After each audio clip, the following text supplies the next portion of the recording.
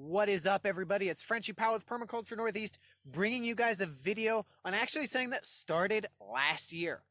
All right, so we have a tomato plant here in our garden, and every single year, this one actually probably got hit by birds, but you get bad tomatoes. All right, so what do you do with all your bad tomatoes? Well, what we used to do was gather them all up and feed them to our chickens.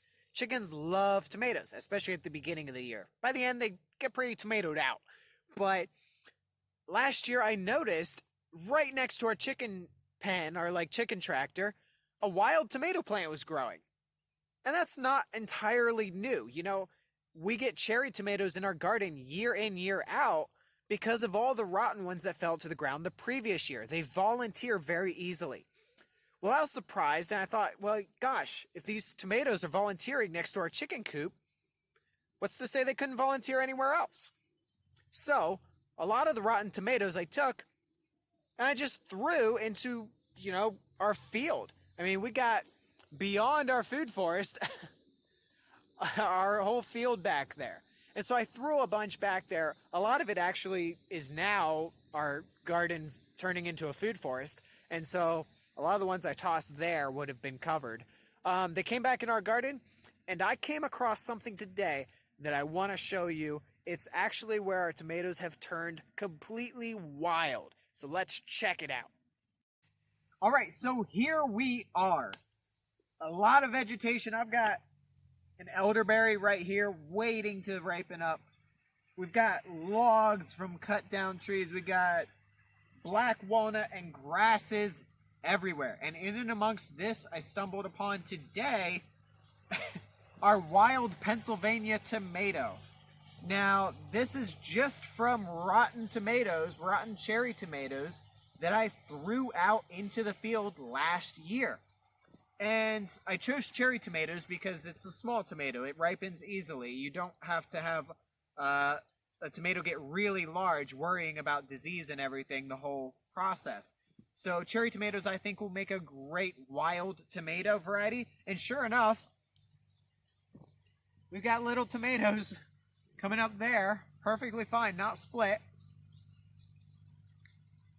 and delicious. And what did I do? How much mulch did I give this tomato? 0. How much watering did I do? How much fertilizer did I do? I literally found this today. 0 cage, 0 stringing. And this thing is just, if I start to turn it over, loaded with green tomatoes. We're going to get a wonderful harvest, enough for this to even be a garden plant, off of sheer total utter neglect, as Mark Shepard would put it. And what I'm going to do, since I know that this tomato plant has the genetics to survive in and amongst grass, weeds, we've got lamb's quarters, so that's wild spinach. We've got black walnut, which if it stayed in this patch for a couple more years, might actually kill the tomatoes because of the juglone. But yeah, since this is the hardy genetics, we're going to take any tomatoes that go bad here, because you're always going to have bad tomatoes. Take some of the ones that split too much, some of the ones that start to rot, take them further out into the field, and just toss them in all sorts of places, and see if we can get more and more tomatoes growing with absolutely 0 inputs, absolutely no effort. Sustainable agriculture, permaculture right there in its rawest form.